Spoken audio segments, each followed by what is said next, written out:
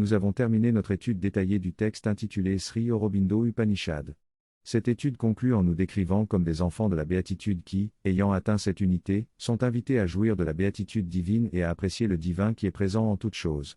La manière précise d'accomplir cela est le thème de notre étude en lisant les 2 chapitres de la vie divine intitulés La joie de l'existence, problème et la joie de l'existence, solution. Dans cette solution, Sri Aurobindo nous présente une façon différente de percevoir l'univers, une vue triplée, où cette apparence matérielle de l'univers est d'abord vue comme un mouvement de force. Cette vision est relativement facile à percevoir et c'est ce que la science voit en disant que tout l'univers est pure énergie. Mais alors il dit que cette force et son mouvement ne sont rien d'autre que le déploiement continu et les rythmes changeants de la conscience créative, projetant ainsi ses propres vérités plus profondes dans cette apparence de force et de mouvement. Et puis le rythme de cette conscience créative est lui-même un jeu de la joie infinie de l'être, occupé par ses innombrables autoreprésentations. Donc la science regarde la forme de l'univers et dit, ah, ceci est créé par le mouvement de l'énergie, la force, mais Sri Aurobindo va 2 étapes plus loin. Le mouvement de cette force est lui-même une auto-expression créative d'une conscience et les rythmes que la conscience génère sont des rythmes de sa propre joie plus profonde. Et maintenant, il dit que la correction que nous devons apporter à notre propre vision de nous-mêmes et de notre relation avec notre expérience de l'univers est que la première étape, puisque la joie d'être éternelle et immuable qui se déplace dans la joie d'être infinie et variable, est la racine de toute la question que nous devons concevoir un seul être conscient indivisible derrière toutes nos expériences, les soutenant par sa joie inaliénable et effectuant par son mouvement les variations de plaisir, de douleur et d'indifférence neutre dans notre existence sensorielle. Donc c'est cet être, qui est un être de joie, qui projette dans le mouvement de devenir une joie variable, ce n'est pas une joie plate, mais un mouvement constamment variable. Et c'est un seul être, un être conscient indivisible, et c'est la vérité non seulement de nous-mêmes individuellement, mais c'est la vérité de chacun de nous et derrière chacun de nous, c'est ce même être unique. C'est également la vérité de tout l'univers et à sa base, derrière les apparences, se trouve cet être conscient indivisible qui nous soutient tous, nous et tout l'univers, par sa joie inaliénable et à cause de son mouvement de joie, nous avons les variations de plaisir, de douleur et d'indifférence neutre dans nos sensations. Et cette idée doit pénétrer profondément en nous et nous devons nous en rappeler encore et encore lorsque nous observons notre propre expérience de vie. Nos propres sensations, qu'elles soient matérielles ou mentales. Nous devons voir que derrière cela se trouve cet être conscient indivisible qui est toujours dans la joie, qui nous soutient, nous et tout l'univers, par sa joie. Et les sensations que nous avons, plaisir, douleur, indifférence, ne sont que des enregistrements superficiels et ne sont pas la réalité. Cette idée doit s'imprimer profondément en nous et automatiquement elle commence à changer notre façon de réagir aux choses. Et puis, cet être plus profond, nous devons le voir comme notre vraie réalité et cette personne mentale de surface est seulement un enregistrement imparfait de ses vrais rythmes. Dans chaque expérience, bien que nous puissions éprouver du plaisir, de la douleur ou de l'indifférence, derrière cela, en nous et dans l'univers, se trouvent les vrais rythmes émis par cet être conscient indivisible, les vrais rythmes de sa joie. Mais ici, à la surface de notre esprit et de nos sens, c'est un enregistrement imparfait des rythmes et c'est pourquoi nous avons cette discorde. Et progressivement, à mesure que nous avançons, que nous laissons émerger ce vrai rythme, nous expérimenterons la symphonie complète également à la surface de notre expérience. Ensuite, Sri Aurobindo décrit 2 grandes conséquences de cette vision. La première est que toutes nos expériences sensorielles ne sont qu'un arrangement superficiel et que la vraie personne à l'intérieur est toujours dans la joie. Par conséquent, il nous est possible de déplacer notre esprit vers l'intérieur, de nous concentrer dans nos profondeurs, puis de regarder ces expériences superficielles comme quelque chose de lointain qui ne perturbe pas nos profondeurs de silence, de paix ou de joie. Et nous sommes conscients que là, au plus profond de nous, c'est le Seigneur lui-même, le divin, qui soutient tout, quelle que soit la nature de la surface de l'expérience, nous nous alignons sur cette réalité plus profonde. C'est la première conséquence qui découle de cette vision. La deuxième conséquence repose sur cette première et nous amène encore plus profondément. Elle reconnaît que la raison pour laquelle nous réagissons à un contact particulier avec plaisir, douleur ou indifférence est entièrement une habitude qui est particulièrement enracinée dans notre être nerveux, dans une certaine mesure dans l'esprit et bien sûr profondément enracinée dans le corps et ses nerfs. Mais c'est une habitude et en tant qu'habitude, elle peut être changée. Nous pouvons apprendre à donner une réponse différente, au lieu de plaisir, de douleur ou d'indifférence. Cette réponse différente peut devenir de plus en plus une réponse de joie inaliénable qui est la vérité profonde en nous. Ainsi, nous amenons la vérité intérieure à l'expression extérieure. Cela peut être accompli en travaillant sur 3 couches de notre être, l'esprit, l'être nerveux et le corps physique. Le défi principal réside dans l'habitude ancrée dans notre être nerveux où une expérience est associée à une réponse spécifique, par exemple l'échec est une réponse désagréable et la victoire est une réponse plaisante. Cette réponse peut être modifiée par notre être mental plus libre, qui peut analyser les événements et apprendre de chaque expérience. Pour augmenter notre liberté, nous devons nous détacher des implications de notre être nerveux et de notre corps. Ainsi, nous refusons d'être dominés par eux. Le corps physique est plus difficile à gérer car l'habitude y est profondément ancrée et il est notre moyen de connexion avec le monde extérieur. Cependant, sous hypnose, il est possible de transformer la douleur en plaisir, voire de la neutraliser, car la conscience habituelle est suspendue et l'appel à l'être mental intérieur est possible. En pratiquant le yoga, nous faisons également appel à notre être mental intérieur pour transformer nos réponses habituelles. Dans cet extrait, l'auteur parle de la façon dont nous réagissons aux événements de la vie et comment nous pouvons changer notre perspective. Il observe comment les enfants, avant d'être conditionnés, peuvent simplement regarder un événement sans se laisser emporter par leurs émotions. Il explique que les adultes, en revanche, sont attachés à des réponses habituelles et perdent ainsi la capacité de profiter pleinement de l'expérience elle-même. L'auteur mentionne ensuite le rôle de la douleur et du plaisir dans l'évolution de l'esprit. Il affirme qu'il est possible de se détacher de ces sensations et de revenir à la vérité essentielle derrière elles. Il introduit le concept de rasa, qui signifie à la fois essence et goût, pour décrire comment notre vrai être peut goûter l'expérience du monde tout en absorbant son essence. Il cite Sri Aurobindo, qui décrit sa propre pratique de taking in the rasa pour parvenir à une expérience plus profonde du monde. L'auteur explique qu'en étant désintéressés dans notre esprit et notre cœur, nous pouvons progressivement éliminer les formes imparfaites et perverses de plaisir et de douleur. Nous pouvons alors goûter le délice inaliénable de toutes les expériences. Cette pratique nécessite de commencer par l'esprit, puis de l'étendre au cœur, au système nerveux et même au corps matériel.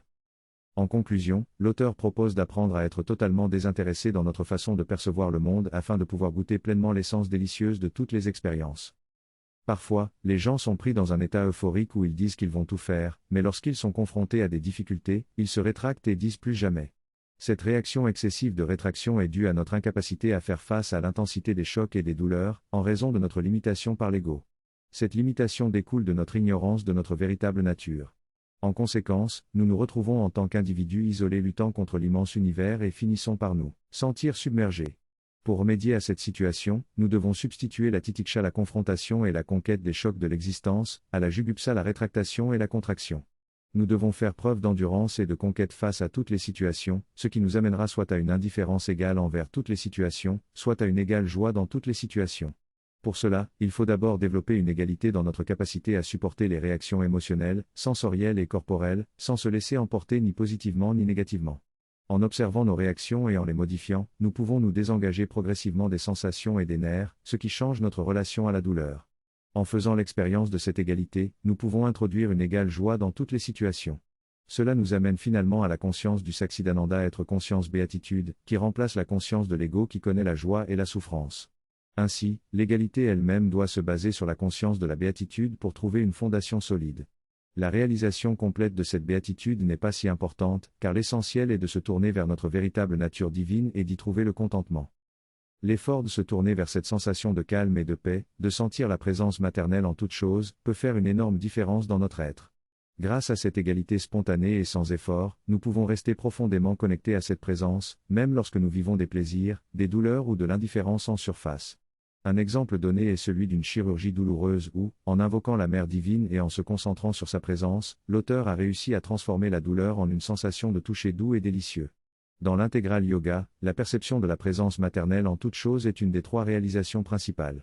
En percevant cette présence, nous pouvons déposer sur elle le fardeau de notre douleur et nous libérer du stress. Cette pratique peut transmuter les sensations et nous permettre de nous perdre dans la conscience maternelle, faisant ainsi disparaître l'ego individuel. Selon Sri Aurobindo, il y a 2 approches possibles pour atteindre cette conscience égalitaire et bienveillante, celle de l'ascète, où nous nous détachons du monde pour atteindre un bonheur distant, et celle des anciens sages védiques, où nous nous abandonnons au divin universel et découvrons une joie égale embrassante. Quelle que soit l'approche, le premier pas est la neutralité face au plaisir et aux douleurs, suivi ensuite de la conversion en un délice égalitaire.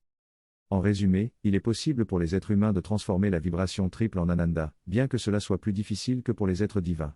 Sri Aurobindo a lui-même réussi cette transformation, sauf dans un cas extrême de douleur intense où il a dû prendre quelques instants pour se recentrer. Il est donc possible, en principe, de percevoir le rasa et l'ananda dans chaque expérience, même les plus matérielles.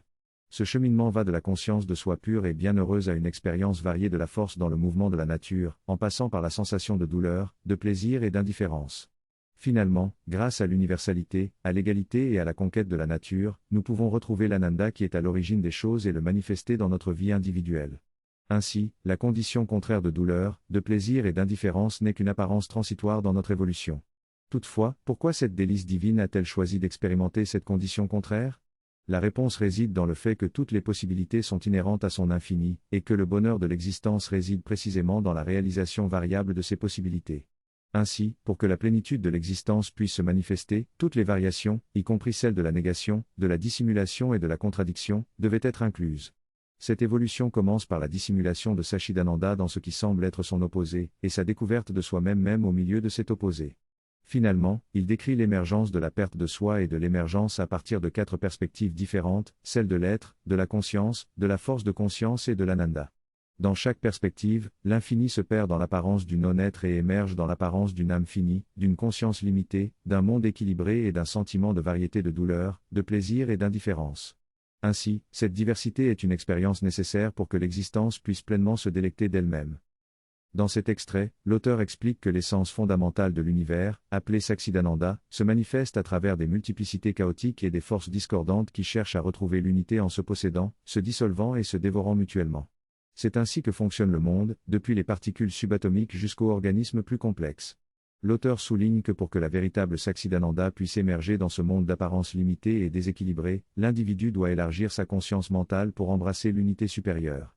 L'âme individuelle doit retrouver son universalité et comprendre que tout existe en elle.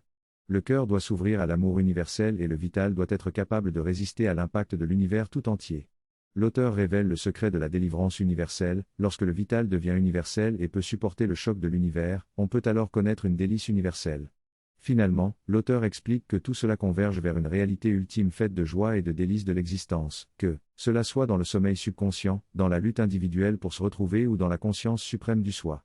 Enfin, l'auteur conclut en soulignant que notre vision de la réalité est limitée à celle de l'univers matériel et qu'il existe d'autres perspectives, mais celle présentée ici satisfait l'intellect et fournit une base pratique pour notre évolution. Dans ces vers, le texte explique que par la libération de l'ego, on se libère de l'ignorance, ce qui permet de se libérer de la souffrance. En prenant conscience que nous sommes tous un, et que nous sommes l'infini et la béatitude, nous atteignons la libération. Le texte souligne également que le libéré peut profiter des joies de l'univers sans se sentir séparé de la réalité finie. Il devient à la fois un et multiple, jouant le jeu de la vie avec joie. Le texte encourage ainsi à s'engager dans le jeu de la vie et à trouver la béatitude en toutes choses.